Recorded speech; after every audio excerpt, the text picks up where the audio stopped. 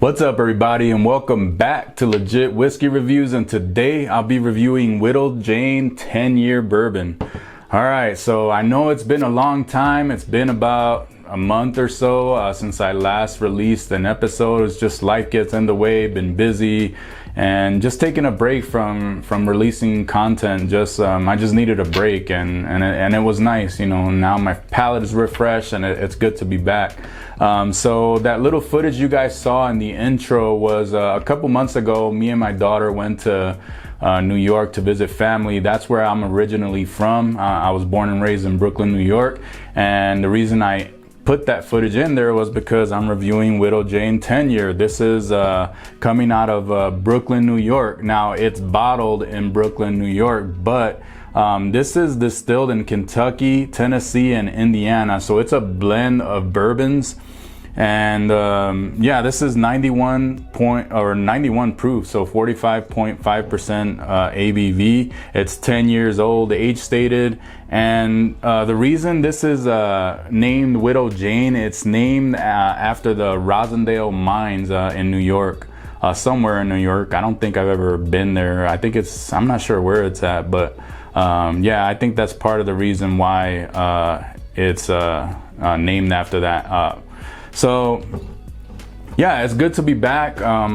I can't wait to get into this again. I haven't had whiskey in a little while, and I definitely haven't had this one in a while. Since I first opened it about a couple months ago, I haven't touched it again. So it's gonna be interesting to get back to this. So let's do this. And retail on this, I know it's pretty pricey.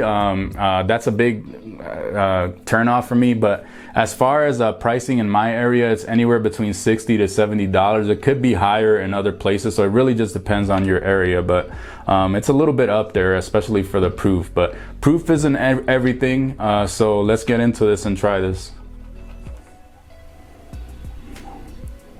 So right off the bat,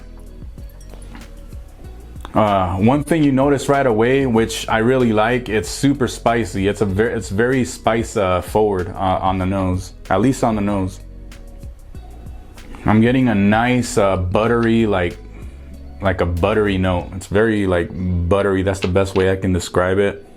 A very prominent cherry note.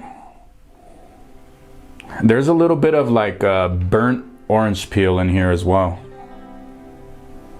Yeah, the cherry and the orange peel is definitely prominent. And while I don't know where exactly these whiskeys come from, because it doesn't mention it on the bottle or anywhere, it just says Kentucky, Tennessee, and Indiana.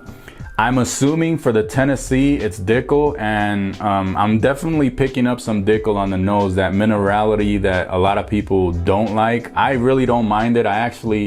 I like it. I love Dickel products, so that really doesn't turn me off. I actually like that. But it's coming through. It's not like overpowering like some other Dickel products, but it is in there. If you're not a big fan of that, then you probably wouldn't like this one, at least on the nose. I'm not sure if it's gonna come through on the palate. But yeah, I get the cherry, the burnt orange peel, which I attributed to the Dickel as well. That orange, burnt orange peel note I get on a lot of Dickel products also, so that's leaning me more towards Dickel as far as those notes. There's a nice toffee note in here as well. It's weird, everything is like brighter, more alive, at least on the nose right now, because I haven't had whiskey consistently in a while. So yeah, everything's like fresh. It smells pretty sweet on the nose. I don't think it's like over the top sweet, candy sweet, nothing like that, but it is on the sweeter side. But yeah, I like the nose. It's interesting. That spice on the nose is really what I'm really liking about it, along with the cherry note and the orange peel. But yeah, so far it's interesting on the nose, nothing off-putting, and I really like it. So let's try the palate. Cheers.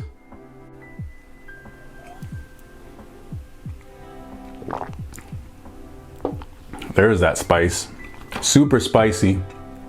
For the most part, everything I smelled on the nose is translated to the palate.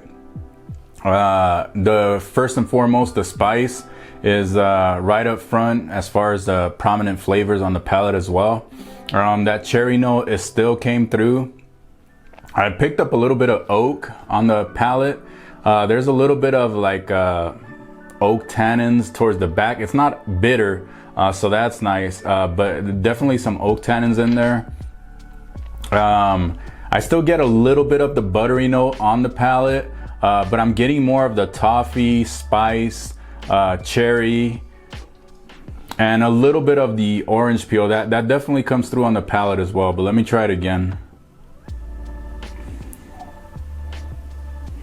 Yeah, this is really nice on the nose. I didn't pick up the Dickel note as much on the palate as I did on the nose, but it is in there, so it's still coming through on the palate.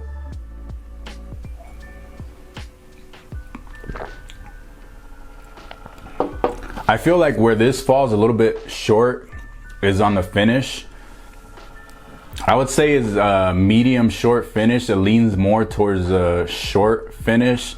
But it's about a medium finish. I would say leaning more towards the short finish, but I would say that's probably the one drawback besides the price. So yeah, my first time reviewing whiskey in about a month.